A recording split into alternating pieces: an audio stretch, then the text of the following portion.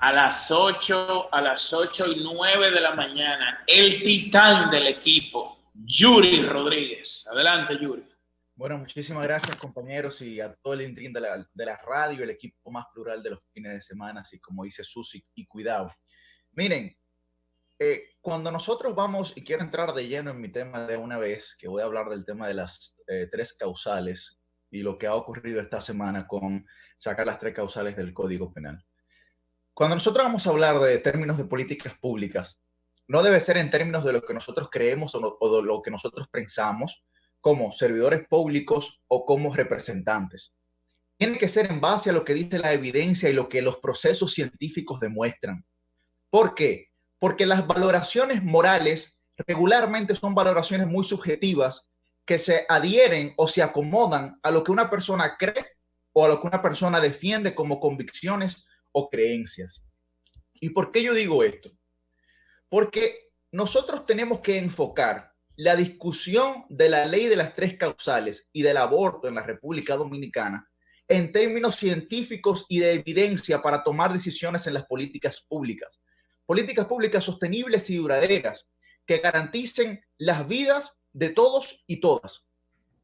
Nosotros hemos visto como en una señal de insensatez e irresponsabilidad, la Cámara de Diputados ha sacado dentro del Código Penal que data del año 1884 en la República Dominicana, es decir, tiene más de 100 años y no se han modificado, y no tenemos el lujo de tener un código a las alturas de los tiempos, recordando que las leyes son la congelación de un tiempo político hasta que ese tiempo político varía, y mucho que han variado nuestros tiempos políticos. Pero bueno, ¿qué ha pasado? Han dejado las 3 causales del aborto fuera del Código Penal.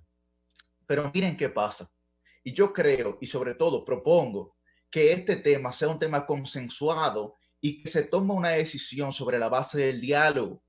Que ni una parte, la que está a favor, ni la otra parte, la que está en contra, quieran imponer sus posiciones.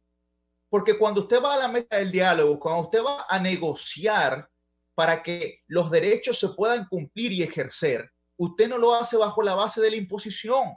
Usted lo hace negociando y cediendo, pero sobre todo demostrando. Les estaba hablando del tema del aborto y de cómo yo en esta posición quisiera dejar de un lado los cuestionamientos o los supuestos argumentos morales que se utilizan en este tema. Y decía que la realidad sí es que en la República Dominicana se practican más de 80,000 abortos anuales en términos extraoficiales, es decir, abortos ilegales, precisamente porque según el artículo 317 de nuestro Código Penal está penalizado el aborto en todos sus sentidos. Ahora bien, cuando se habla de las 3 causales, ¿qué es lo que se está hablando? Porque mucha gente no entiende o tiene falta de orientación en ese sentido. Y de lo que nosotros estamos hablando es, primero, cuando la vida de la madre está en peligro, se está garantizando la vida, el derecho a la vida de una persona que ya tiene una vida desarrollada y que si su vida está en peligro, pues entonces priorizar esa por encima de la del ser humano naciente. Luego, cuando es incesto, señores, yo hago la pregunta, ¿a quiénes de nosotros nos gustaría que nos violaran? Yo creo que a ninguno de los que estamos aquí nos gustaría ser víctimas de una violación. Ni nos gustaría a los que tenemos hermanas que nuestras hermanitas fueran víctimas de una violación. Miren el caso de la niña Liz María que ha pasado esta semana, un caso trágico y traumático. Pero si hubiese sido una persona que estuviese menstruando y la hubiesen dejado viva, pues entonces muy probablemente esa niña hubiese quedado embarazada. En un caso inconcebible. Pero la otra también es cuando hay una malformación, malcongénito del feto o del embrión dentro de la mujer. ¿Y por qué yo creo que esto es importante? Porque hay datos y comprobaciones científicas que avalan estas posiciones. Porque yo no creo en el aborto indiscriminado, pero sí creo en las 3 causales. ¿Y cuáles son los argumentos que han utilizado parte y parte? Bueno, no, que los que son pro vida son unos doble moral, no ayudan a los niños de la calle, etcétera, etcétera. Eso a mí no me parece un argumento factible, es un argumento muy vago, porque lo mismo puede decir un pro vida de que aquellos que son pro aborto no le van a pagar los abortos a las mujeres que lo van a hacer. porque eso también es un negocio y requiere de paga. Entonces, nosotros tenemos que enfocarnos en la realidad de la República Dominicana, que no es una realidad de papel, es una realidad del día a día, donde las incontables muertes cotidianas de las mujeres de nuestro país tienen que superar diversas situaciones para poder lograr o hacer creíbles sus vidas. ¿Y a qué yo me refiero con esto? Cuando una mujer está embarazada a destiempo, por ejemplo, niñas de 16, 17, 18 años, tiene una correlación inmediata con la pobreza. ¿Ustedes saben por qué? Porque su acceso a la educación se disminuye.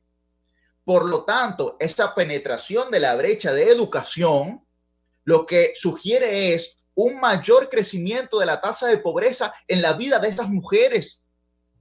Pero es tanto el caso que nosotros no debemos de tratar el tema de las tres causales en la República Dominicana como un tema solo, como un tema aislado. Son varias cosas. Por ejemplo, el matrimonio infantil en la República Dominicana.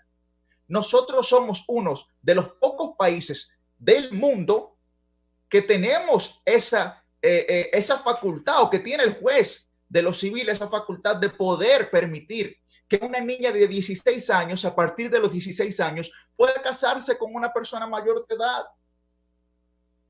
Solamente con Nicaragua estamos nosotros compartiendo esta realidad.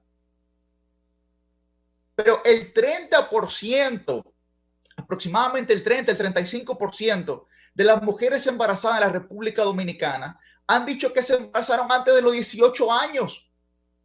¿Qué quiere decir eso? Que es una niña que no tiene la posibilidad, vuelvo y reitero, de asistir a la escuela o al colegio porque tiene que dedicarse a un niño. Pero si ya la realidad de esa mujer es una realidad empobrecida, entonces a ese niño, déjenme yo decirle a ustedes que quien lo cría es el barrio, ni siquiera a esa niña, por la falta de orientación que tiene. Pero otro tema que nosotros tenemos que tocar aquí es la educación sexual. No es menos cierto que es un tabú la educación sexual en nuestro país. Y yo hago la pregunta en este panel: ¿cuáles de nuestros padres decidieron sentarse libremente y no por compromiso a hablarnos a nosotros de sexualidad? Y eso es algo que ocurre muchísimo. Nosotros que somos gente formada y de familia, imagínense la gente del barrio. ¿Cuál será su realidad sin falta de orientación?